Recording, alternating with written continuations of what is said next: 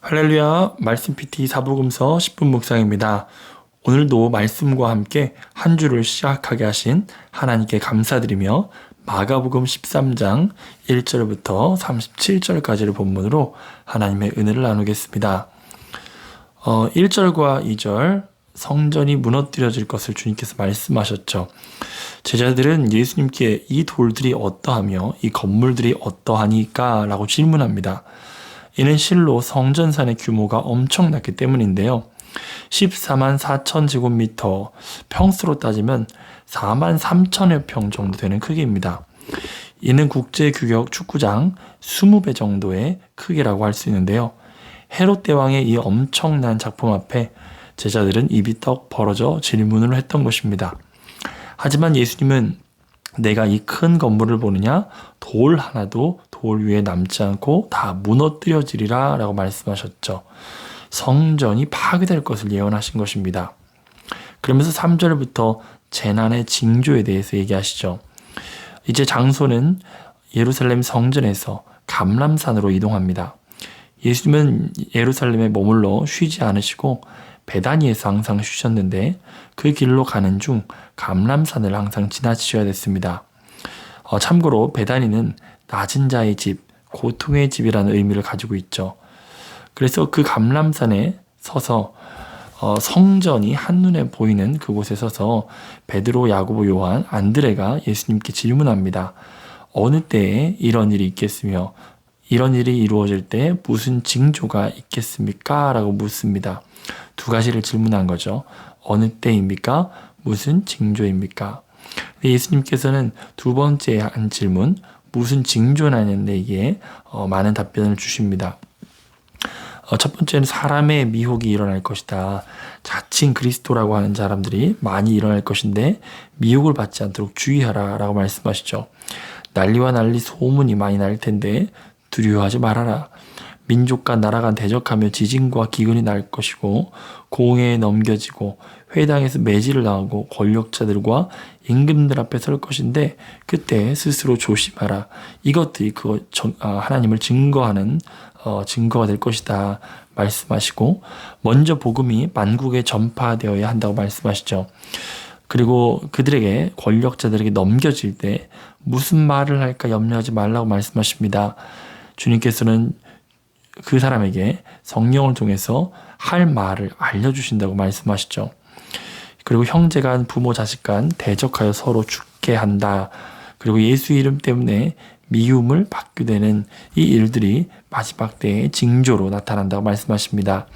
그렇지만 이 모든 것들이 재난의 시작이라고 말씀하시죠. 이 재난의 시작, 여기서 개역개정에서는 재난으로 번역된 것은 헬라어로 오디논입니다. 오디논. 이것은 산고라고 번역되는 게 조금 더 정확한데요. 이는 여자가 아이를 잉태하고 출산까지 고통이 점점점 극심해지는 것을 생각할 수 있게 합니다. 이처럼 마지막 때가 임박할 때 그리스도인들이 당할 고난도 더욱 극심해질 것입니다. 그러나 해산의 기쁨으로 고통이 잊혀지듯이 이 땅에서 그리스도인들이 당하는 고난이 아무리 커도 하나님 아버지의 품에서 맛볼 기쁨에 비하면 아무것도 아님을 알게 될 것입니다. 우리는 재난의 징조를 통해서 몇 가지 기억할 것이 있습니다. 마지막 때에는 강력하게 두 가지 힘이 대립한다는 것이죠. 하나의 힘은 예수를 따르고자 하는 힘이고 또 다른 힘은 예수를 따르지 못하게 방해하려는 힘이라는 것입니다. 미혹이나 전쟁, 기근, 권력자들의 겁박, 복음이 전파되지 못하게 막는 데 집중하고 있는 것들입니다. 예수님의 권면을 우리는 주의해서 집중해야 합니다. 미혹을 받지 않도록 주의하라. 어떤 난리가 나도 두려워하지 말아라. 스스로 조심하라. 주시는 말을 하라. 찬송가 336장에 이런 찬양이 있죠. 환난과 핍박 중에도 성도는 신앙 지켰네. 이 신앙을 생각할 때 기쁨이 충만하도다. 성도의 신앙을 따라서 죽도록 충성하겠네. 우리의 신앙은 거저 지켜지지 않습니다. 우리의 믿음을 빼앗으려는 악의 세력이 있음을 인식하고 분별해야 합니다. 어떤 목사님의 설교를 듣는 중 이런 표현을 쓰신 것을 기억합니다. 신앙생활은 살 얼음판을 걷는 행복이라고요. 예수님 믿으면 행복합니다. 그러나 살 얼음판을 걷듯이 조심하고 깨어있지 않으면 안 됩니다. 하나님이 다 해결해 주시고 알아서 형통케 해주겠지라고 생각하면 오산입니다. 주님은 우리가 장성한 믿음에 서기를 원하십니다. 군사와 같이 서기를 원하십니다. 연어와 같이 시대를 거슬러 올라가는 복음의 사람이 되시기를 축복합니다. 14절부터는 가장 큰 환난에 대해서 말씀하시죠. 이때 나타나는 특징은 멸망에 가증한 것이 서지 못할 곳에 선다는 것입니다. 이 부분은 적그리스도의 세력이 거룩한 성전을 장악하는 것으로 해석될 수 있는데요. 이 예언이 가깝게는 주후 70년 로마에 의해 예루살렘 성전이 파괴되는 것을 말하고 있지만 마지막 때의 큰 환난을 상징하고 있기도 합니다. 이 환난은 하나님께서 창조하신 시초부터 예수님 당시까지 없었고 후에도 없을 환난이라고 말씀하시죠. 그리고 예수님은 내려가지 말고 들어가지도 말고 뒤로 돌이키지도 말라고 권면하십니다. 이는 소돔과 고모라 성이 멸망할 때 롯의 부인을 떠올리게 하는데요. 그녀는 소돔과 고모라 성이 멸망할 때 하나님의 은혜로 성에서 길을 떠났지만 그 성의 미련을 버리지 못하고 뒤를 돌아보아 소금 기둥이 되었죠. 미혹하는 자들의 궁극적인 목적은 그리스도가 아닌 것에 눈과 마음을 두고 그리스도를 위하여 살던 길에서 돌이키게 하는 데 목적이 있다는 것을 알고 분별해야 할 것입니다. 24절부터는 그 큰 환난 이후에 대해서 말씀하고 있죠. 환난은 영원하지 않습니다. 아무리 극심한 환난이라도 끝은 오게 되어 있습니다. 그때는 바로 인자 예수 그리스도가 구름을 타고 큰 권능과 영광으로 재림하시는 때입니다. 해와 달, 별들보다 밝고 찬란한 영광은 그 권능 앞에 무릎을 꿇게 만듭니다. 재림하신 예수님은 천사들을 보내 자기가 택하신 자들을 사방에서부터 모으십니다. 찬송가 180장에 고백하는 것처럼 하나님의 나팔소리 천지 진동할 때에 예수 영광 중에 구름 타시고 천사들을 세계 만국 모든 곳에 보내어 구원 얻은 성도들을 모은다고 말씀하시죠. 28절부터는 무화과 나무의 비유를 통해 배우라 말씀하십니다. 우리는 그때가 언제인지 정확히 알지는 못합니다. 다만 주님께서 말씀하신 징조를 통해 어느 정도 느낄 수 있습니다. 우리는 지금도 세계 곳곳에서 일어나는 전쟁과 기근, 테러와 이단의 부흥, 동성애 합법화를 통해 교회를 무너뜨리고 권위를 무너뜨리려는 시도들을 보고 있습니다. 주님은 반드시 오십니다. 그런데 지금 시대에 살고 있는 우리는 무엇을 해야 할까요? 33절에서 예수님께서는 주의하라, 깨어있으라, 그때가 언제인지 알지 못한다고 말씀하십니다. 깨어있으라가 무슨 의미일까요? 예수님은 34절과 37절을 통해서 타국으로 간 주인과 그 주인의 사물을 맡아 일을 하는 종을 비유하고 있습니다.